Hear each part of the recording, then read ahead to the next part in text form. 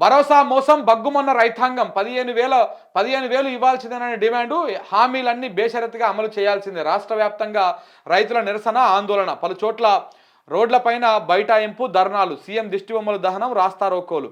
వరంగల్లో హామీ పత్రాల సమాధి. భద్రాద్రిలో దున్నపోతుకు వినతి పత్రము. ఎక్కడికక్కడ నిర్బంధము అక్రమ అరెస్టు. దున్నపోతుకి ఇచ్చారట వినతి పత్రం. ఎందుకు సర్కార్కి ఇయ్యరా? దున్నపోతుకి ఎందుకు ఇచ్చారండి మీరు? అంటే సర్కారు దున్నపోతులకు కనపడుతుందా, లేకపోతే దున్నపోతే సర్కారులకు కనపడుతుందా మీకు? మరి దారుణం. మీరు దున్నపోతు అంటారు ఏంది? రుణమాఫీ కాలేదని హైకోర్టు కోయిరంట. 2 లక్షల రుణమాఫీ చేస్తామని ప్రభుత్వం మోసం చేసింది. బండోన్పల్లి రైతుల పిటిషన్ వేసిరంట హైకోర్టులో. మాకు రుణమాఫీ కాలేదు, అన్ని అర్హతలున్నా వర్తింపజేయలేదు, 2 లక్షల వరకు వ్యవసాయ లోన్లను మాఫీ చేస్తామని ఆర్బాట ప్రకటనతో కాంగ్రెస్ ప్రభుత్వం మోసం చేసింది. ఎందుకు కాలేదని అధికారులు అడిగితే మేమేం చేయాలి, ప్రభుత్వం ఇస్తే వద్దంటామా, మా చేతిలో ఏముంది అని జారుకుంటున్నారని రైతులు ఆగ్రహం వ్యక్తం చేశారు.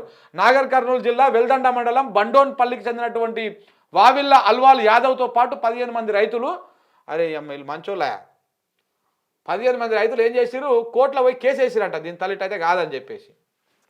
ఇగో తమకు రుణమాఫీ కాలేదని కోర్టును ఆశ్రయించారు.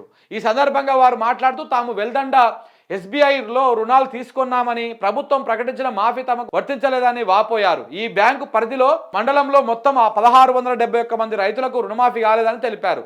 అధికారులను అడిగితే తమ తప్పు ఏమీ లేదని చెప్తున్నారు అని వాపోయారు. చేసేదేం లేక హైకోర్టును ఆశ్రయించారు. ఇది ఏడనుకుంటారు మళ్ళా?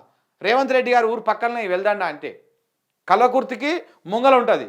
ఈ ఆయన ఊరు ఏదైతే కొండారెడ్డిపల్లి ఉందో ఆ కొండారెడ్డిపల్లి కూడా ఈ సిఐ పరిధికే వస్తుంది.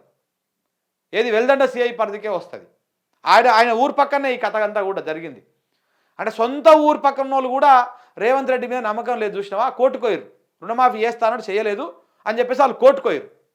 కోర్టుకోతే ఇక ఇప్పుడు మరి ఏమవుతుంది ప్రభుత్వానికి, మరి కోర్టు ఏమంటుంది, ఏ రకంగా చూడాలి. మరి ఈ కేసు చాలా ఇంట్రెస్టింగ్ ఉంది, దీన్ని ఫాలోఅప్ చేయాలి.